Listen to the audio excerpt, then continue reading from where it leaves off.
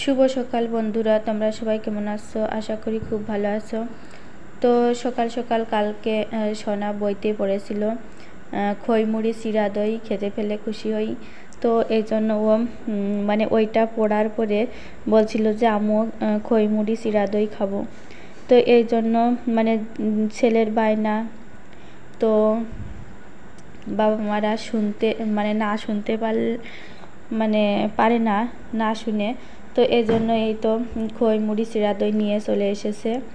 ওর বাবা রাত্রিবেলা এনেছিল, এনে দই ফ্রিজে রেখেছিল আর খই মুড়ি তো এনেছিল।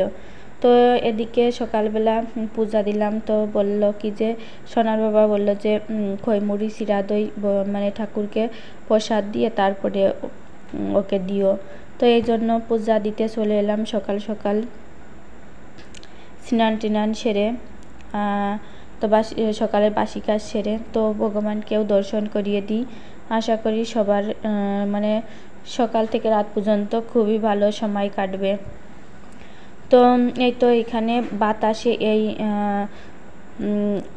কাপড়টা উল্টে যায়, সবসময়ের জন্য ফ্যান দেওয়া থাকে তো ঠাকুর করে, এই জন্য। তো এই তো চিরা প্রথমে ধুয়ে নিয়েছি আর এখানে খই আর মুড়ি দিয়ে দিলাম আর দই ছিল, দই দিয়ে দিলাম। তো এখন ভগবানকে তো শুধু দেওয়া যায় না, তো তুলসী পাতা ছাড়া ভগবান গ্রহণ করেন না। তো এই জন্য তুলসীর পাতা দিয়ে দিলাম। আর তুলসীর পাতাগুলো এখন গরমের সময় তো তুলে রাখলে একদম শুকিয়ে যায়। তো আর তুলসী গাছও মানে এতটা সংকট পড়েছে, তো এই জন্য শুকানোটাই দিতে হয়। তো পূজা টুজা শেষ করে দুপুরে রান্না করতে চলে এলাম। তো এইখানে আমি চাল কুমড়ো মানে কুচি কুচি করে কেটে তারপরে লবণ দিয়ে একটু এভাবে করে মেখে নিছি। মাখার পরে এই চাল কুমড়া থেকে অনেকটা জল বের হয়। তো যদি এভাবে মানে না মাখা হয় তাহলে রান্না করার পর অনেকটা জল ছাড়ে, সেই জল শুকাতেই অনেকটা মানে খেতেও ভালো লাগে না। তো এভাবে যদি মেখে তারপরে জলটা ঝরিয়ে নেওয়া যায় তাহলে ভাজতেও খুব তাড়াতাড়ি ভাজা হয়ে যায় আর খেতেও খুব সুন্দর লাগে। দেখতেই পারছো প্রায় আধা গামলা মতো জল বের হয়েছে চাল কুমড়ো থেকে।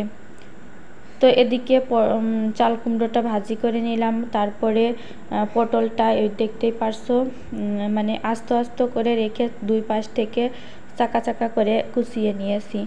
তো এটার মানে চাকা চাকা করে কুচোনোর ফলে এটার ভিতরে মাল মশলা মানে মশলাপাতি সব কিছু মানে যাবে। তো এই জন্য হালকা করে পটলগুলো ভেজে পটল দিয়ে আলু দিয়ে রসা মতো টাইপের করব এই জন্য।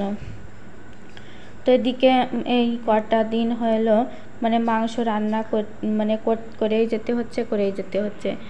তো প্রথম থেকে কবুতর, খাসি আর মুরগি আর বাদ থাকবে কেন, তো মুরগিটাও রান্না নিয়ে এসেছে। আর এখানে প্রায় 3 কেজি থেকে 3.5 কেজি মুরগির মাংস আছে। তো এখন আমি এটা ধুয়ে নিয়েছি, ধুয়ে নেওয়ার পরে আর আমাদের এখানে দেখতে পারছো সুন্দর করে মানে পিস পিস করে দেয়, মানে ওই দোকান থেকে কিনলে এভাবে করে কেটে দেয়, বাড়িতে এসে শুধু ধোয়া আর রান্না করা এটাই।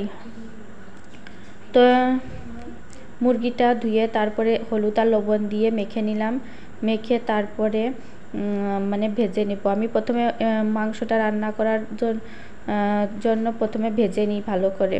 তো মুরগিটা ভালো করে ভেজে নিয়েছি আর আলু দিব এটার ভিতরে। তো মাংসের ভিতরে আলু দিলে খেতেও কিন্তু বেশ ভালো লাগে।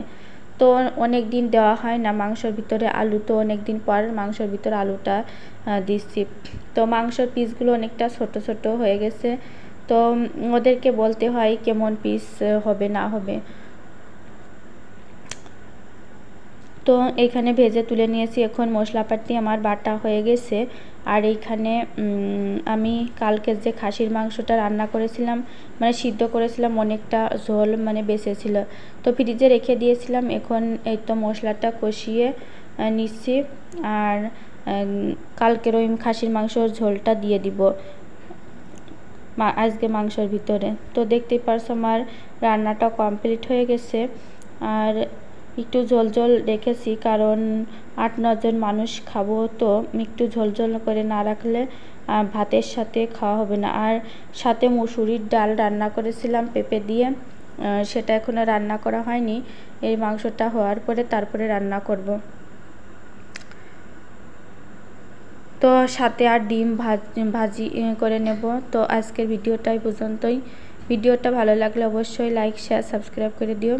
Take care, by.